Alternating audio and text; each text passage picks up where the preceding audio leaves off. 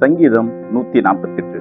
இதுல சங்கீதக்காரன் இந்த அதிகாரம் ஃபுல்லா ஒரு காரியத்தை ரொம்ப அழகா தெளிவா எழுதியிருக்கிறாரு. இந்த உலகம் எப்படி படைக்கப்பட்டது அப்படின்ற காரியத்தை குறித்து அவர் இந்த அதிகாரம் ஃபுல்லத்திலையுமே பார்த்தா அவர் ரொம்ப தெளிவா எழுதியிருப்பாரு. இந்த உலகம் ஆண்டவருடைய கட்டளையின் படி இந்த உலகம் படைக்கப்பட்டது. ஒவ்வொரு நாளும் ஆண்டவர் ஒவ்வொரு கட்டளைகளை வைத்து இந்த உலகத்தை முதலாவது நாள் என்ன உண்டாகணும், ரெண்டாவது நாள் என்ன உண்டாகணும்னு சொல்லிட்டு அவர் ரொம்ப அழகா இந்த உலகத்தை என்ன பண்ணாருன்னா படைச்சாரு. அதே போல மனுஷனையும் அவர் படைச்சாரு. எதற்காக மனுஷனை படைச்சாருன்னா அவரை துதிக்கிறதுக்காக வேண்டி படைச்சாரு.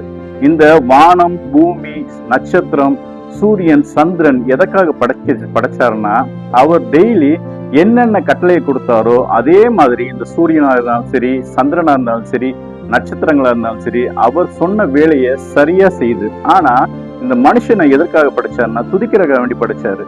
ஆனா மனுஷர்களுடைய நாம இப்போ நம்ம எப்படி இருக்கிறோம்? அவரை சரியா துதிச்சிட்டு இருக்கோமா?